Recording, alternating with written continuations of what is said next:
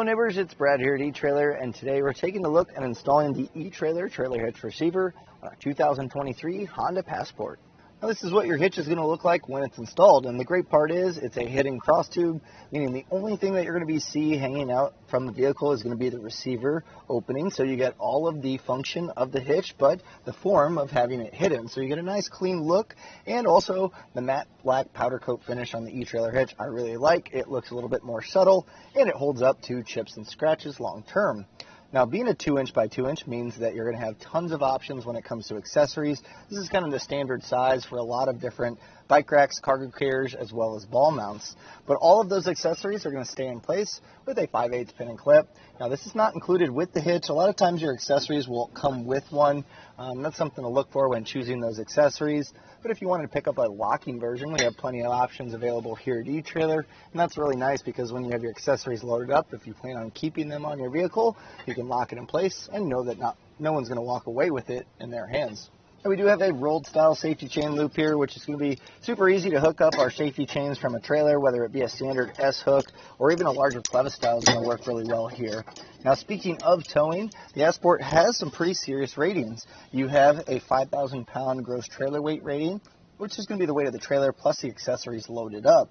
You also have a tongue weight rating of 750 pounds, and that's going to be the downward pressure that's put on the inside of the receiver tube opening. So it's going to be a lot of your suspended accessories like a cargo carrier or bike rack, and with 750 pounds, you're probably going to be able to load up a 4x bike rack with no problem, or a cargo carrier with a ton of stuff on vacation and not have to worry about exceeding that. Now, it can be used with a weight distribution hitch if you need a little bit more wiggle room on that gross trailer weight rating, as that's going to bump it up 1,000 pounds to 6,000 for your gross trailer weight rating. Your tongue weight is going to stay the same at 750. And before you hook up and tow, you do want to check the vehicle's owner's manual to see what it's capable of towing and compare that with the hitch as well as all of the accessories you're using for towing. Take the lowest of those numbers. That way you stay safe. Now, the way that this hitch sits is really nice because it's not too far out, but it's also not recessed. So that means when it comes to folding accessories or even getting a ball mount, you really don't have to worry too much. From the center of the hitch pin hole to the furthest point of the rear fascia is only 3 inches. So that means your folding accessories in the stowed position shouldn't make contact with your rear fascia. And also when hooking up to a trailer, your ball mount should extend out far enough to where you can hook up to the trailer without having to worry about hitting your bumper. Now, as far as ground clearance, this one's pretty good. We're coming in right at about 16 inches, so that's going to really help determine whether you need a rise or a drop if you plan on towing. So just measure the coupler of your trailer and then take the difference and determine the rise or drop that you'll need. It's also important to keep in mind when you have suspended accessories like cargo carriers or bike racks, even with that high ground clearance, as you go up an incline, they're going to want to tilt towards the ground. So it's something to keep in mind while driving with those loaded up. Now, many times, either before getting a hitch installed or after the fact, people wonder whether or not it'll work with the hands-free liftgate. And some vehicles, unfortunately, it interferes with it and you lose that ability. But you'll be happy to know that this one still definitely works. So even with the hitch in place, a simple kick underneath is going to raise that up and it's still usable. Now, obviously, a hitch brings a lot of different benefits and adds a lot of potential real estate to your vehicle, but the installation kind of scares people off. Not to worry, this one is super easy. You can do this in your driveway or garage, and I would say probably about 15 to 20 minutes. I recommend having an extra person there to help you raise it in place, and all you do is take the bolts that are included, raise them up into the weld nuts, hand tighten them, snug them down, torque it, and you're ready to go. I'm going to walk you through all those steps so you can get your hitch installed. Now, to begin our installation, we're going to head underneath our vehicle, and depending on what kind of environment you live in, you do want to check to make sure that the hardware is going to go in the factory weld nuts. And over time, salt road grime can kind of build up in there, make it a little bit rusty and hard to get the hardware in. We want to make sure it's nice and clear before we start to put up the hitch. So I recommend taking your bolt and making sure you can at least hand thread it through. If it does give you resistance, you are going to want to knock that corrosion and rust loose. Sometimes you can take an impact and drive these up and it'll help clear it.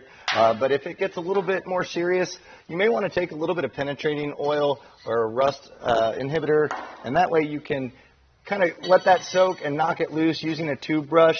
A lot of times for light corrosion, this is a great way to do it. And if it does get severe, you may need to get a tap. It'll be the same thread as your bolts, so you can refer to your instruction manual for that.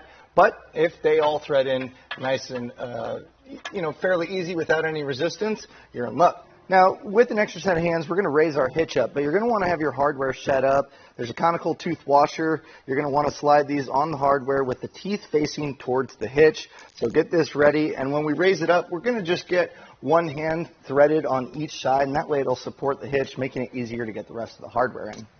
Now I have John here helping me raise this hitch up in place. It's pretty heavy, and the main thing we're going to want to do is have our at least one bolt per side and our conical tooth washer in hand. And that way, when we get this aligned, you can see we have our weld nut there. We can just take our bolt and get it hand threaded on one of any of the three on each side. And that way, once we get this started, it's going to hold the hitch up in place and making it easier to get the rest of our hardware in. So we'll just get the rest of our hardware started. Just get a few threads on all of them. You may need to kind of move the hitch around a little bit just to kind of get it started or lift up on one side or the other, but they should go in fairly easy. So now once we have them all at least started, a couple threads on each, we can go back and we're going to tighten this up. We're going to be coming back immediately after with a torque wrench to get it torqued down properly. So really we just want this to snug up against the frame. And you can use a 3/4 inch socket. A 22 millimeter will also work. So go through and just tighten these down.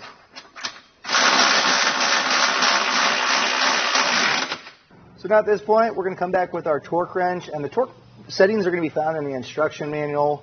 Again, this is going to make sure that it's going to be tight enough for the lifespan of the hitch to stay on the vehicle, but also not too tight, putting stress on those weld nuts. Now, if you need a torque wrench, we have these available here at eTrailer. You can generally go to an auto parts store and rent one for free, but this is going to be an important step, so go through and torque down all your hardware.